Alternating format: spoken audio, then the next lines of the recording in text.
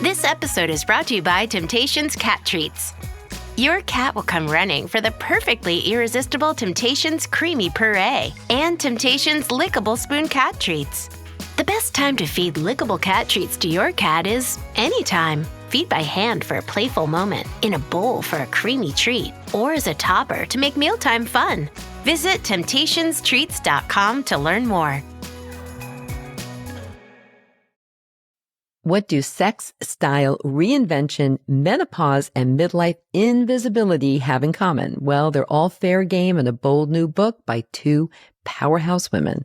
Listen in as we talk about why midlife is having a moment and how their book, Midlife Private Parts, is fueling the movement.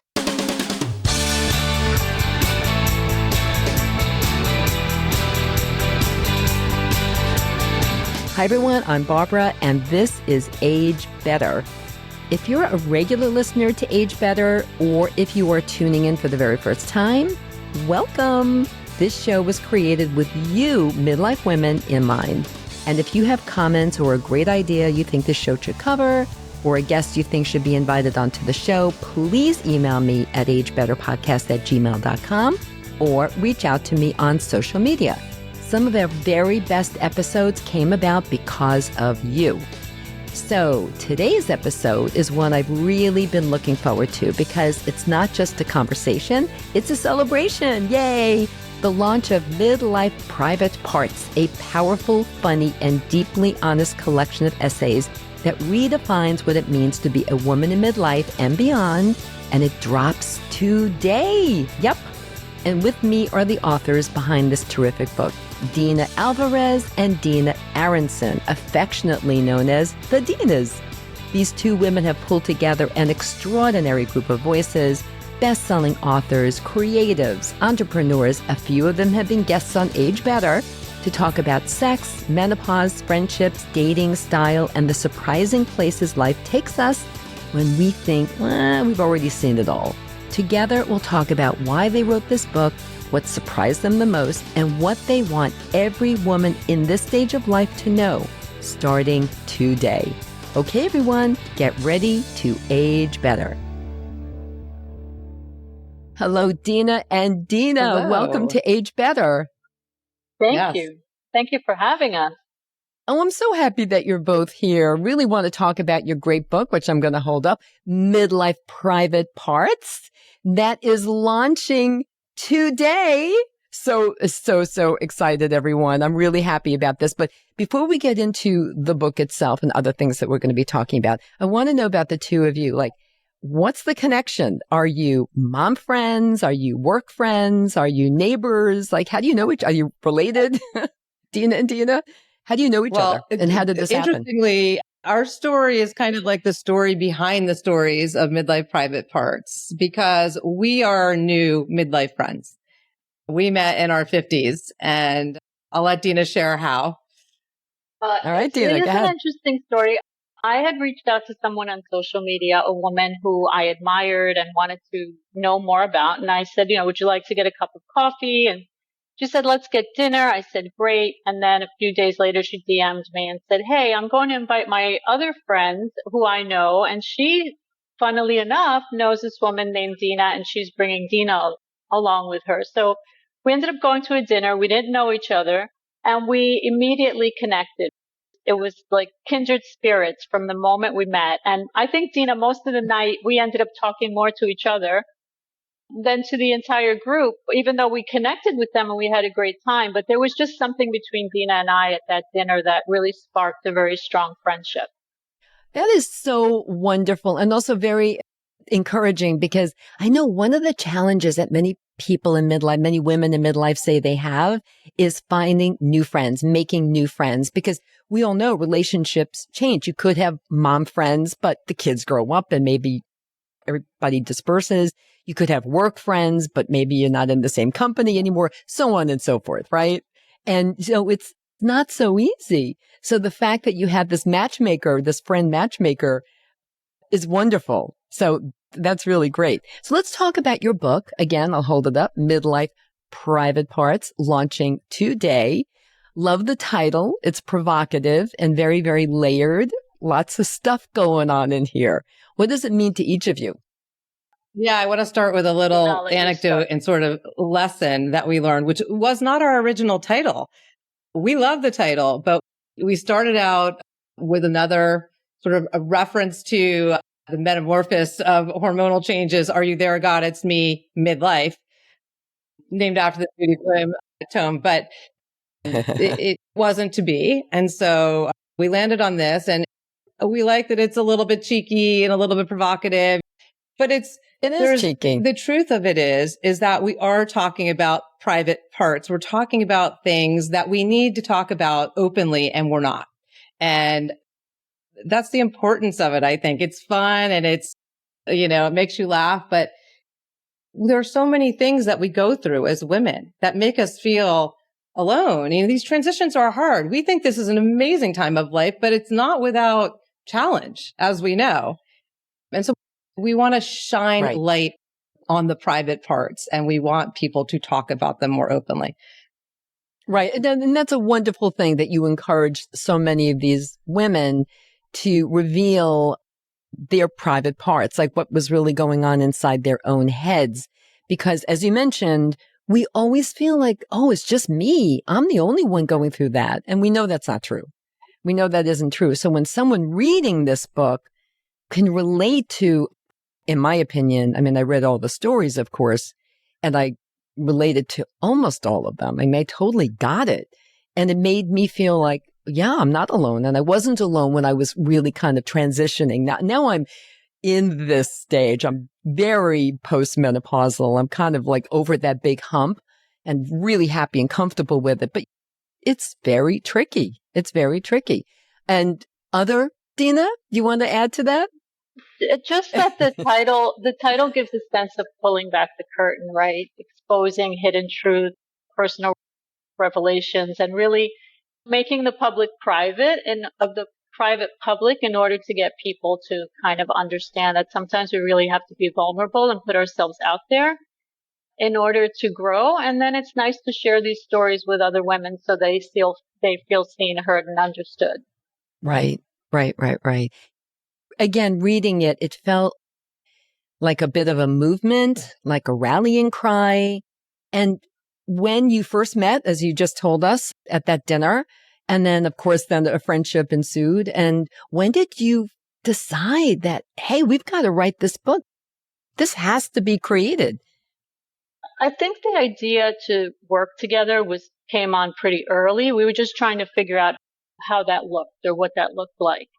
And Dina had an idea for her book or something around a theme that she wanted to write about. And I had been working on an anthology about a different topic, woman-centric also. But when I started seeing all these midlife women and being with Dina in the midlife space, we decided this is it. These are the stories that we want to tell. And it was actually inspired by the story of one of the women who had placed in a writing contest. It's the only reprint we have in the book. But I remember reading her essay and feeling like this is it. This is the right book at the right time. Whose essay is that, Dina? Whose essay? It's Natalie Wester. She writes The Last Place I Ever Thought I'd Be. She's the closing note of the book. Mm-hmm. And she has a very compelling story. And I remember exactly where I was when I read it, the way the light was coming through the window, how it made me feel. And it was really such a catalyst to finally sit down together with Dina and begin in earnest to put this book together. And how did you decide which women to approach to write this? How did you do this? Did you put it out on social media? Did you use your network of people and approach people, individually? It was really a process. So both of us were sort of in and around this space. Dina had taken to Instagram and was writing when the pandemic hit, and she was able to be not in the office all day, every day. And I had actually just made a career pivot and started a blog called Patina right before the pandemic. And so we were sort of swirling around the midlife space. And we think so many of us at that time went online. It was such a lonely and scary time. And so we started connecting with women in the midlife community. And I'm sure, Barbara, you know many of them. And that just sort of took on life. And then we started, when we could start to show up live in places, we really started to put ourselves into the spaces. There's been Menopause, lots of movement around that in these last several years. And so there have been a lot of gatherings. And so we would show up and we would really make an effort to connect. And we genuinely were like loving these women we were meeting and forming new friendships, which was just so hopeful and amazing. And we just started reaching out and asking. It's funny because I looked back earlier today at our initial ask. What was it that we wanted from them? We wanted to capture the experience of being a midlife woman and all of that entails, right? And no sugarcoating, no sanitizing. We wanted it all. The messy, the hard, but also like that reckoning and that coming out the other side. And so we told them that our purpose was to make women feel seen and heard and understood at a time when many of us are feeling a little disoriented and maybe a little lonely. And like you said, is it only me? Am I the only one dealing with this stuff? So we really just put ourselves out and reached out. And in terms of curating, we had these rolling lists. I mean, there are endless chapters you could write, right? There's so many things going on and so many transitions. Absolutely. And so we started to try and target in those spaces and say, okay, empty nest, who has talked about this, who's writing about this, and so on and so forth. So, and Dina may want to add to that, but we really just reached out a lot and cultivated and fell in love with a lot of women. Yeah. So you've really created like this community of people. Yes. And I'm assuming that as your readership will grow, obviously the book is just coming out today. So when the readership grows, that maybe you can foster that community as well. Absolutely. Yeah. Dina, do you want to add to that? Like what you were looking for? It's funny. I feel we gave the writers a lot of creative freedom as well. I mean, we tried to guide them and we did have themes, but we really just let them run with it to see where they went. We never said we want essays that are extremely vulnerable or raw. We did use the word honest perspectives, but they really got the assignment and they brought even more to the table, which is they wrote with a vulnerability that sometimes took us a bit by surprise in a good way. We were like, this is even better than we had hoped for because they were just so honest and vulnerable. And I'm sure it was cathartic for them in the process because for us reading it, we had a sense of being seen ourselves. And so we were like, this is just amazing that they've been so honest. And it's a hard thing to do to put that kind of thought on paper and really let yourself go to places that, most people might not be comfortable sharing. And they did a beautiful job. Right. And I think that one thing that's in your favor with this book and having pursued these women to write their essays for you is that I think we're more comfortable now with talking about ourselves and our inner lives. Like there's a comfort level that wasn't there even just a few years ago. So I think that's really a wonderful thing. But because again, it really does help women to feel like they're not alone. It also leads me to think, well, should I go on the assumption that the two of you were going through all of these, not all of those experiences that are in the book, of course, but feeling a lot of that angst and having some of those experiences yourselves, which is why another reason you wanted to do this book? Absolutely. I had already had a reinvention. I went to law school and practiced like all of 2 years and was like, oh no, this is not what I want to do. And then I know a lot of lawyers who have did that and then never did law. I stayed in the periphery for a long time. Ultimately, I owned a legal search consultancy for 15 years. But as I was sort of moving through my 40s, there was just this sort of storm of perimenopause, which I knew nothing about. I thought I was dying. I really had no idea. We weren't talking about it. I was in my early 40s. I'm 56 now. So I couldn't figure out what was going on. I was also just feeling I had a good life. I have a good life, a husband, 2 stepsons, but something was missing. And I just had this gnawing that I needed something more and I wanted to do something different. But I felt very stuck in that. I didn't know where to start. I didn't know how to start to think about what was next in terms of like what I wanted to do. What was my purpose? And I just knew I wanted to have a different kind of impact than I felt like I was having. So yeah, I mean, I grappled for a long time and then I knew I loved to write and then I started talking about a blog and then I started researching, but still like until I started to actually take steps, I just felt like very lost and I didn't know how to get started. And so for sure. So really meeting at that dinner really was a catalyst Yeah. for you, it sounds like, to kind of take all these feelings you were having. I and had finally action, started the blog. right? So after several years of trying to figure it out, I had started, but I just was getting started. So I was still trying to figure out all of that stuff. And of course, all of these other things that we're talking about in the book, I think, and Dina will speak to hers, but I mean, so many of the chapters and things were things that we were transitioning through that I was grappling with, like so much of it. And of course, I wrote to one of the big things which was losing my mom. And so there's just, for how different all of our experiences are, I feel like there's so much commonality too. And that's, I think, what makes this so connected.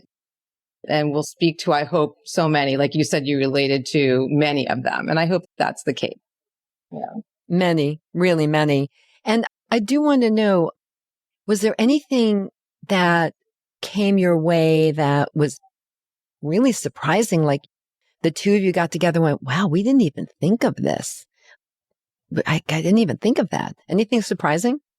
Well, when we were writing the afterword for the book, we were writing it together and we had this epiphany where we said, wow, there's so many essays that reference the pandemic as being this point of change, this time of reflection and reinvention, and that really shifted the direction that we all wanted to go in. So that surprised us. The vulnerability factors really struck us. We weren't really expecting it to be quite as vulnerable as it was. And we loved that. That was just such an unexpected surprise. So really understanding that the pandemic had a lot to do with how we shifted at this point in life, having that time to reflect and think, and being home, and it was terrible. It was not perfect, but it definitely forced our hand in many ways to really redefine how we wanted to be as we came out of the pandemic.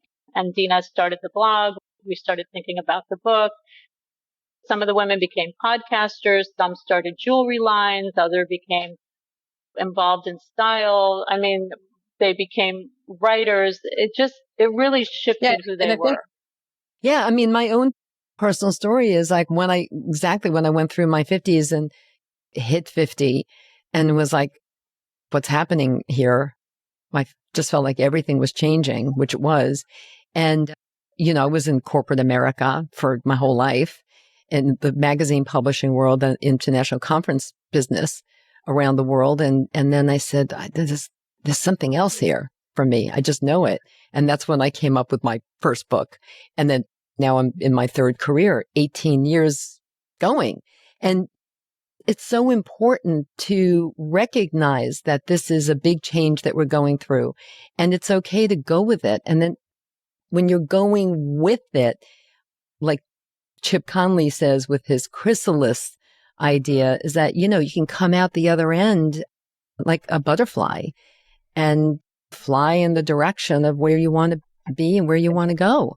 And it's really so important. Now, I do think this book is really going to help a lot of women who are feeling a little stuck. And that's I think, a big thing that women go through when they're in midlife. So women also very often feel invisible when they're going through midlife and as they get older, really aging. And that comes across, in some of the stories. And how do you feel about that? Do you feel this book is going to help women feel less invisible, or maybe just get more comfortable with it, or embrace it? Even I've heard women say, I like being invisible. What are your thoughts? Well, I had a very different life experience, and I wrote about it in the book, where I felt invisible in the early part of my life, and I got to 50 and I don't feel invisible at all. I really put myself out there. I built a community. I made friends. I began to write again. So I was also very much an introvert. That's kind of the way that I lean. So for me, it was a very different experience. And I hope that women who read the essay or read any of the essays feel that the number 50 or whatever number you want to assign to doesn't mean that you're invisible. You give yourself value, you give yourself weight. I read something that said, you speak not to please, but to be heard. So I think if you look in the book and you're reading the essays, you will see that these women did come out of their shell. Speaking about the butterfly, Susan Canoff writes, I wasn't always a butterfly. And she really came into herself when she turned 60 or 58 or 57. So I do think that women who read the essays will feel at ease that, a number is just a number. It doesn't mean that you're no longer relevant. You're in charge of your own mindset and creating your own future. And so these essays did that for them. So I do think that the invisibility factor does not have to exist if you're willing to work on putting yourself out there. I'd like to add to it, because I think what I've seen running throughout is that there may be an invisibility in terms of, vis-a-vis how we used to be viewed by society. Like maybe it's harder to get the drink at the bar, that kind of thing. But I think what runs throughout, and certainly what Dina and I have discussed and have both experienced, is like you become more visible to the people that matter. It's like you're visible in a different way and in a more meaningful way. And I think that comes through. And I hope that is a lesson taken or a learning taken from the book. And I also think, Barbara, that we spend so much time in our younger years, like seeing everybody else, taking care of everybody else's needs. And sometimes we can lose sight of ourselves. And so I think we have to start by seeing ourselves again too, and I think once you do that, and once you find your people and you put yourself in the spaces, you do become visible to the people who matter. That's very well said. Yeah, I like that. That's really well said, Dina. So sex, menopause, divorce, reinvention, feeling invisible, feeling visible. Nothing was off the table as far as I could see in your book. And we talked a bit about you reaching out to the people who ended up writing the essays for the book. But did you say, could you consider writing about menopause, or could you consider writing about did you feed them topic ideas? Because I'm curious if what if all of them came and wrote about sex, or all of them came and wrote about menopause, So at some point, did someone come to you with a topic and you went, we already have one on that. Can you think of something else? How did you handle that? I mean, we made suggestions to them, but we pretty much let them choose what they wanted to write to, as long as we didn't have chapter that was full. So we did allow them to. Many of them came in and said immediately, I want to write about style. I want to write about menopause. They knew what they wanted to write to. And I think we only had one or two instances where maybe someone wanted to write to a chapter that maybe we already had filled, but it wasn't really common theme. I think women really knew what they wanted to write to, and it just so happened to fit nicely. Yeah. So we were very lucky. With some of it was organic, right? Mm-hmm. Because, for instance, like Gabriela Espinosa, she is a sex and pleasure coach. So with some, I think we had in mind, but we also said, if there's something else that appeals to you. So we wanted them to, it's hard to force. Yeah. Be open and really be creatively open. Yeah, that's great. That's great. But really, in my mind, you really did cover almost everything that is truly, I think, important for women who are reading this book to hear about. So both of you mentioned that you've pivoted in your own careers at some point. Maybe, I don't know if you've only had one career. Maybe you've had a few like I did. I had two before this one. This is my third, as I mentioned. And did reading these essays from your contributors, did they help you understand your own pivots a little bit more and maybe consider other pivots? I think that reading the essays is such a reminder to stay open to possibility. So just because I pivoted and became a writer at 50 years old doesn't mean that I'm going to stay in this box for the next 5 years. I think hearing these stories and watching these women sort of grapple and then transition, and, they're also hopeful in that way. I think it just reminded me to not dig in and to let life unfold. Sometimes, you try to resist, you want to control, and you remember it. And it's not that we don't, at this point in life, I know we control very little, but that doesn't mean that little need doesn't sneak back in, And so I think it was just a really lovely reminder that life can things don't move in a straight line. And I think the important thing to remember is to stay open, to be willing to go deep, to be willing to like feel the hard feelings and listen to what your mind and soul and body is telling you. Yeah. It reminds me of, I had mentioned to you before we started recording that Chip Conley, who started the Modern Elder Academy, MEA, also New York Times bestselling author, he came on the show last year in 2024 and, talking about his book when it came out. And then we were talking about, I said he used the word chrysalis. And I said to him, as I always say, that I use the word change because I really do believe that if there's one word that defines midlife and really life in general, it's change because we're constantly changing. Our bodies are changing. Our relationships are changing or could be changing, right? I mean, kids move on and move out, on and on and on. Jobs change. So on. I mean, everything is in a state of change. The world is in a state of change too, should we add. And, and I think that to your point, Dina, then being open, just being open-minded to that idea that change is happening. Right. Like you can't stop that is really, I think, a great place to start. When you're like, where am I? What am I doing? I'm feeling stuck. What should I do? I think starting with that premise and then opening up your mind to like a lot of the ideas that are presented in this book by these really incredible women can really help a lot of people. So how was writing this book, pulling this book together with all these great women's thoughts in its pages, how has it changed your own view? I want to hear from both of you on this. How has it changed your own view about midlife and about aging? I think for me, the beauty of this book has been that I feel that we wrote the book we wanted to read. And it's changed me in the sense that I have a deeper sense of fluidity now. I'm not really tied to any one thing anymore. I'm not going to say I'm going to do this and this is how it's going to work out and this is how it's going to be. Because if there's one experience that this book has given me at midlife, it's that I have to be willing to explore and continue to be curious and allow myself to go to places that I feared before. It's forced me, for instance, to public speaking, to be on podcasts. And so this midlife experience with this book has really guided me to places that I never expected. And so I think going forward, for me, midlife is about taking chances and knowing that sometimes they don't work out exactly as you think they will, but they could work out even better.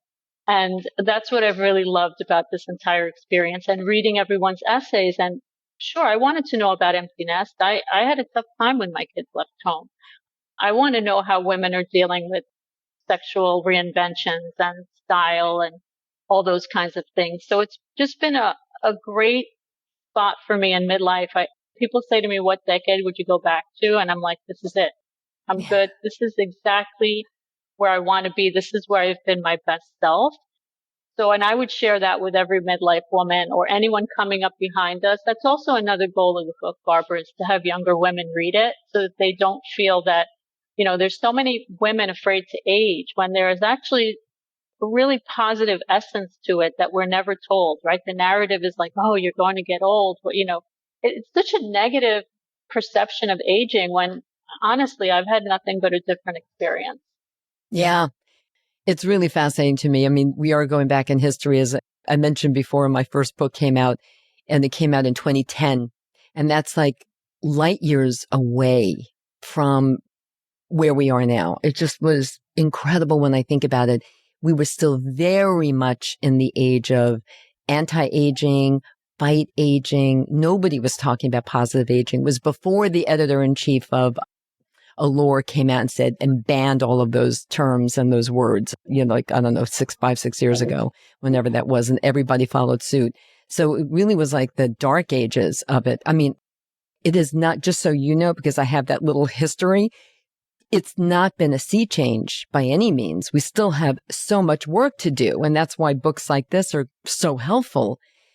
But it is, just so you know, it is definitely better than it was in 2010 when my first book came out. Then again, I think that's the reason it got so much attention was because There wasn't any other book out there. It was like, yay, yay, aging.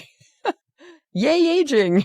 Yeah, you were a trailblazer at the time, right? A bit. Yeah, I guess. But so you do say that this is more than a collection of voices, which is a beautiful collection of voices, of many different voices. But you also say it's a movement. And you really are hoping that this is going to be a rallying cry, as we said earlier, right? Where do you hope this goes? There's so many things we hope for it. But sort of, as we talked about, we hope that it sparks a million conversations, that women will see themselves reflected through these stories, and that in reading other women sharing so vulnerably, they give themselves permission to share, because it's truly in that sort of vulnerability that we connect with other people. And I think to get through these, the difficult parts, you need to have other people. You need to have women around you, community around you. You need to feel not alone. You need to have your hand held sometimes, right? So I think that we hope that there are a million conversations around all of these topics. And more broadly, the subtitle says, I want to change the way we think about age, because, and it's funny, I learned this from listening to your chat with Chip Connolly, Becca Levy from Yale, talking about when you change the way you think about age, when you shift from a negative to a positive mindset, you add 7.5 years to your life expectancy. Yeah. Yeah. Thank you for reminding me. Because I replayed that. I don't know if you noticed that. It was from 2024, but I replayed it last week. And only because I really feel like every once in a while, I like to bring out these best vintage episodes that were so meaningful. And that was truly one of my favorite ones, and a real crowd pleaser, like one of the most downloaded ones that we've had so far in the 3 years of the show. And he just said such incredible things. But can you imagine that? Just being positive about your age can add 7 years to your life. And in that conversation, if you recall, he compared it to, if you stop smoking, you gain that many years. If you eat well, you gain that many years. This is the big one. This is the big one. That's reason enough to change the way you think about age. But we want to, shift a very stubbornly clingy narrative, right? We want to change the way because that way we're treated better. We could talk for a million years, but as we get older, we have this intersection of sexism and ageism for women, right? And it's like, if we can shift the way we think as a society, maybe we can make the world a little bit more gentle for us. Well, okay. You know what, everyone? This happens. Dina Aronson, one of the Dinas, is having some technical difficulties. So she is not with us right now. She had to get up, but she made her point beautifully about aging. And so I know you all heard that, but now Dina is still with me, Dina Alvarez. And so Dina, this was a great conversation. And of course, I'll get in touch with the other Dina and tell her the same. But before I let you go, before we wind down, can you just give us, what are your 3 biggest takeaways you really want the Age Better audience to remember from this conversation today? Well, I would definitely say to stay curious. I think that's one thing that I don't care how old I am. I want to continue being curious. I want to wonder about things. I want to wander. I want to keep dreaming. I don't want midlife or aging to change that. So I hope that people also feel the same way. I think there is such importance in building community and creating friendships, and also just putting yourself out there. Don't fear. Dina and I met at a random dinner, which, by the way, I almost canceled because I was so tired that day, and I wouldn't have a book at the moment. So be curious, build a community, and really put yourself out there. Allow yourself to fight your fears. And if there's something you want to do, definitely try and do it. And always know that you can pivot. You can start on one path and take another. Nothing is set in stone.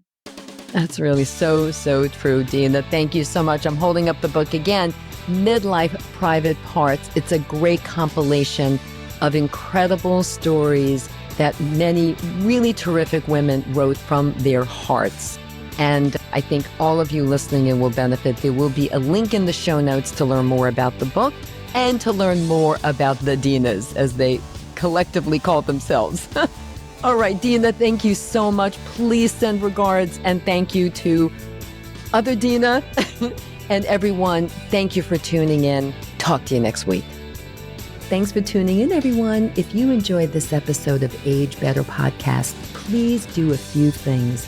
First, share it with all your friends and family. Then, subscribe to Age Better wherever you listen to podcasts, including YouTube, so you never miss a single episode.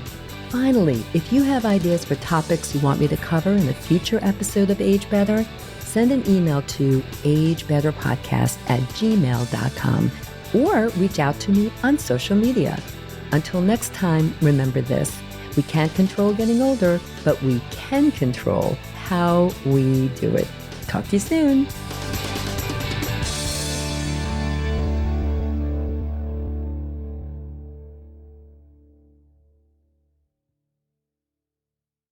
Age Better Podcast is a proud member of the Sound Advice Network. Sound Advice, women's voices amplified.